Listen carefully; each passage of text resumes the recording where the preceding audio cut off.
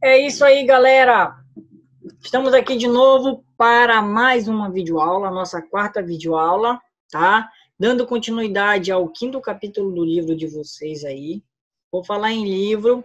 Peguem o livro de vocês aí no capítulo 5, que a gente vai dar continuidade no assunto, tá? Sobre a sociedade.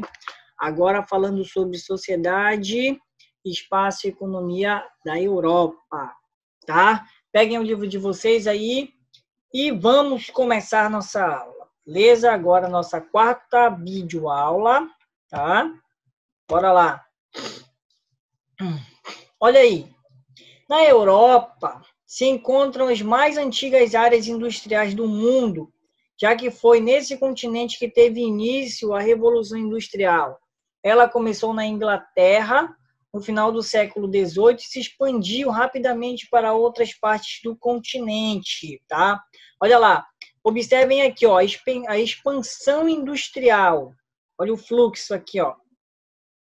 Aí aqui na legenda nós temos maiores áreas industriais, tá? Zonas atingidas até a data e direção principal e divisão política atual. Observem aí, ó. Então, olha aqui, ó.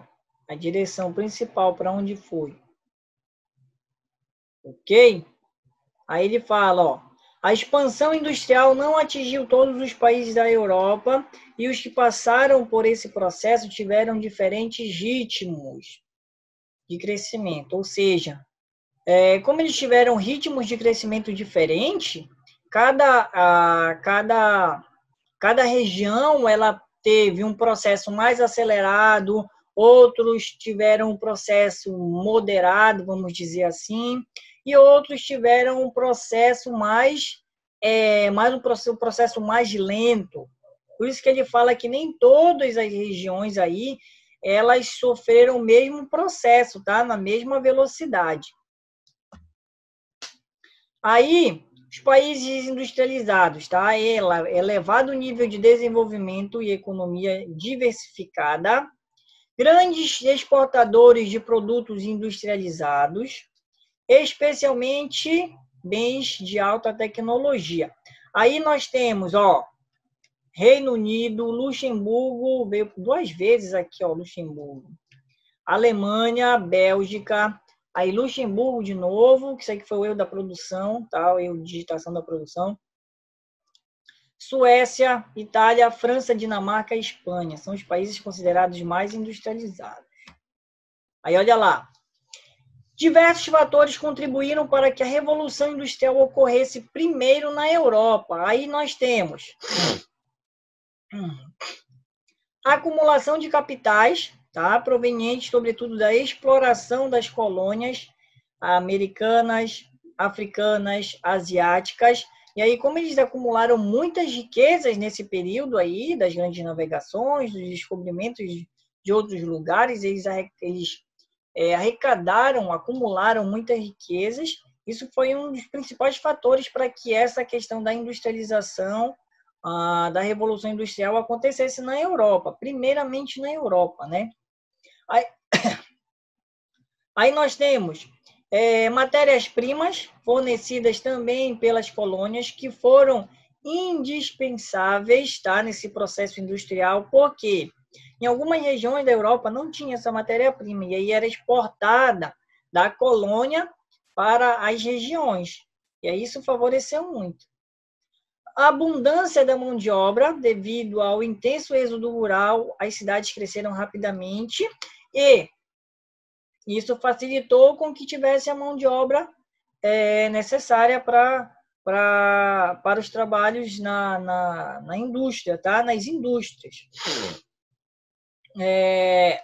Mercado consumidor, que serviram de estímulo para o aumento da produção do mercado, ou seja, como acontecia ao mesmo tempo que teve o êxodo rural, a questão do consumo das pessoas ela também era grande.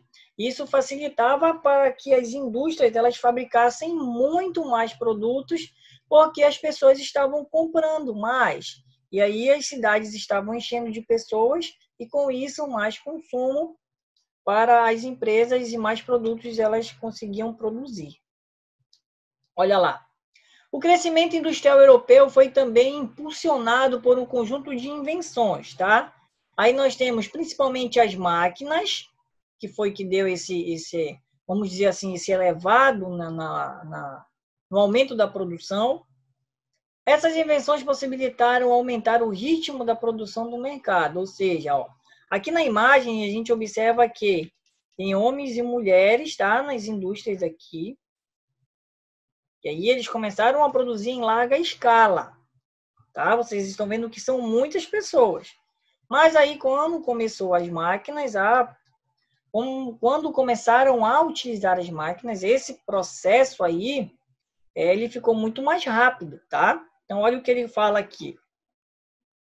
Esse novo ritmo que chamamos de produção em escala, ou seja, fabricar mais em menos tempo, reduzindo o custo unitário de cada mercadoria e aumentando as vendas. Foi aquilo que eu comentei no slide anterior.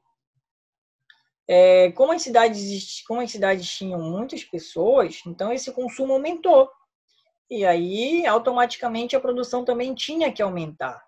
Então, vocês observam aqui que, primeiramente, nessa imagem aqui, no primeiro momento, eram pessoas que faziam esses serviços.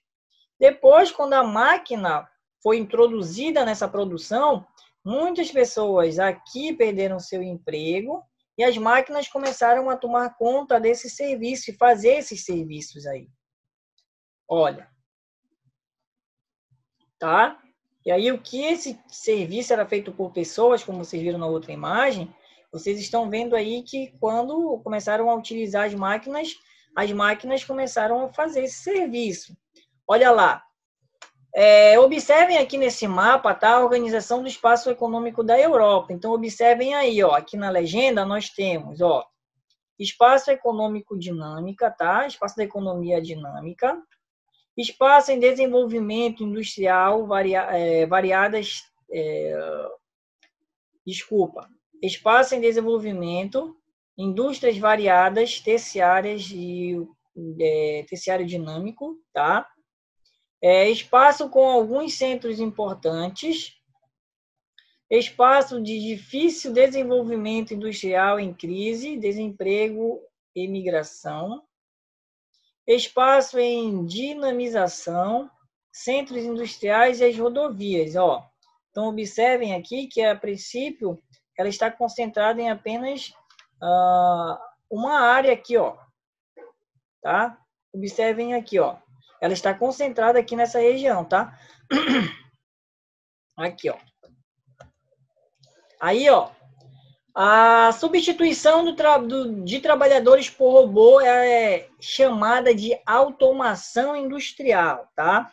Até a década de 1970, a indústria chegava a ocupar cerca de 50% da população economicamente ativa, no caso do PEA. Nos países mais desenvolvidos, hoje raramente observa-se ou absorve mais quase de 30% disso aí, ó. Então, observem que na década de 70, nós tínhamos aqui, ó, década de 70, nós tínhamos que 50% da população economicamente ativa, tá? Trabalhando nessas indústrias. Quando a automação industrial começou, no caso, começaram a usar os robôs nas indústrias, esse número caiu para 30%. Então, é um número consideravelmente alto, tá? Mesmo que seja 20%, mas é um número consideravelmente alto. Muitas pessoas perderam seus trabalhos por conta da automação aqui. Aí observem aqui, ó, empregados, tá? Na União Europeia. Então, observem aqui, ó, setor primário, 4,6%, secundário 30,2% e terciário 65,2%, ou seja, na área dos serviços, a maioria, ó, tá?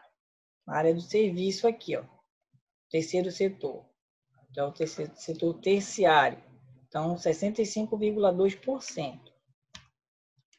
E isso com essa questão aí da automação, então muitas pessoas perderam seu emprego. Então, olha o exemplo da foto aí, uma pessoa que perdeu seu emprego, e aí, como ela não conseguiu encontrar um outro emprego aí, o que ela teve que fazer?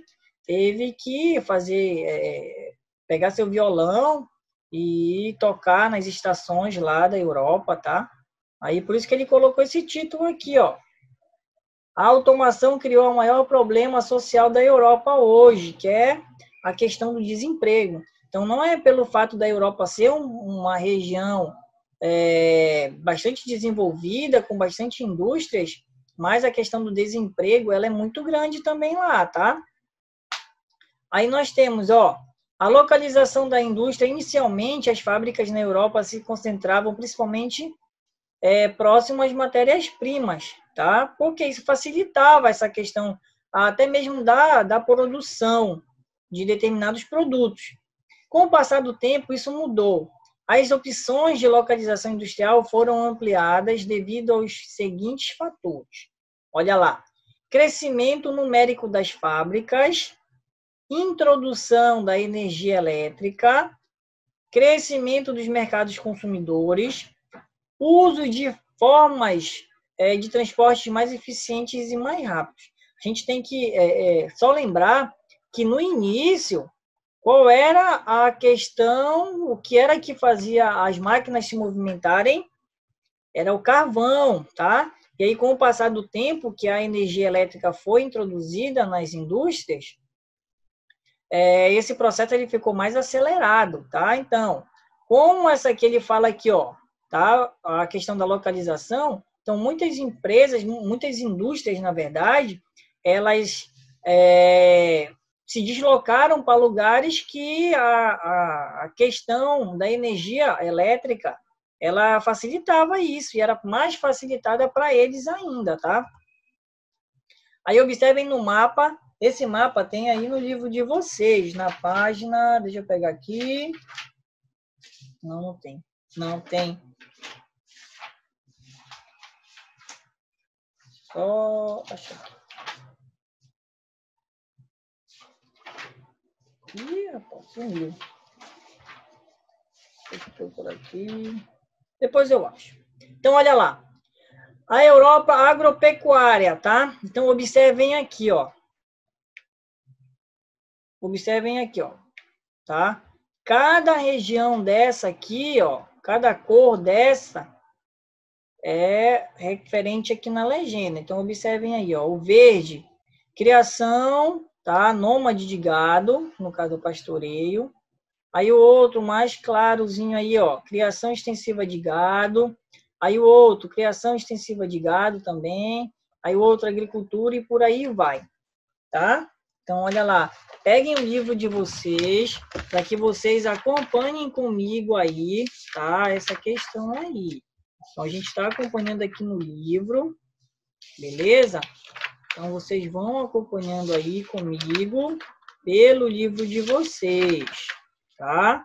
Vocês vão acompanhando aí no livro, pelo livro de vocês. Beleza? Estão acompanhando comigo aí.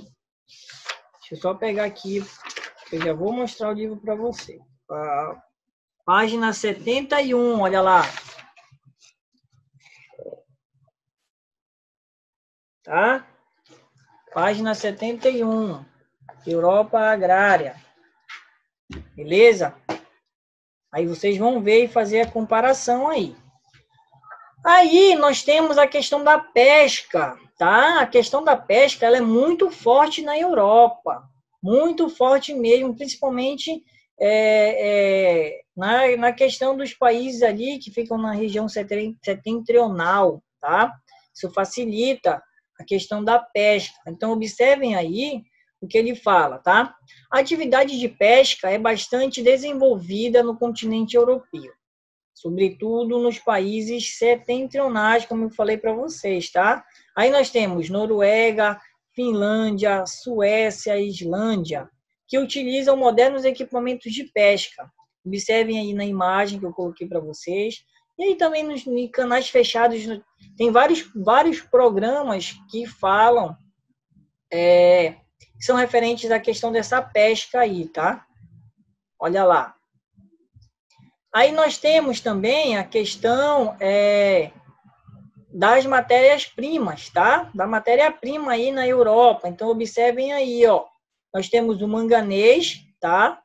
Tem como principal produtores a Rússia, a Ucrânia, além da Romênia e da Hungria. Na Estônia, há importantes reservas de xisto betuminoso, bastante aproveitado para a geração de energia após ser transformado em óleo de xisto. A questão do petróleo, olha aí, ó. O petróleo é explorado no continente e no oceano também. Além da Rússia, parte europeia, tá?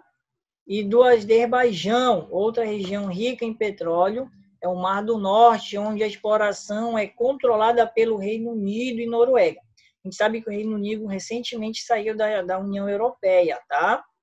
Recentemente o Reino Unido saiu da União Europeia.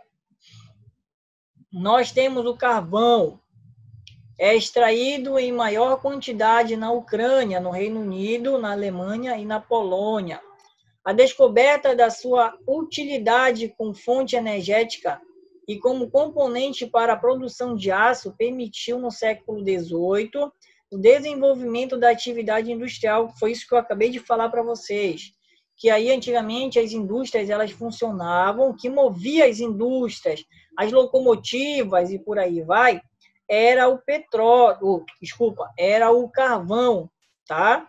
Era o carvão, vamos dizer assim, que dava força nas máquinas para que elas começassem a funcionar.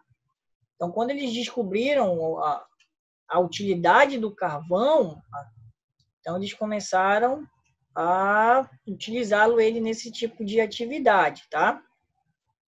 O ferro é explorado principalmente na parte europeia da Rússia, tá? Que é grande produtor mundial, na França e na Suíça também. Então, esses são um dos elementos que são extraídos, são algumas das matérias que são extraídas lá na Europa, tá? E isso facilitou com que, claro que também outros fatores facilitaram para que a Europa fosse a primeira nessa questão da industrialização. Beleza, galera? A gente vai se despedindo aqui, o som da quadrilha. Espero que vocês tenham entendido um pouquinho do assunto, tá? Fiquem em casa, se cuidem, beleza? E até a próxima!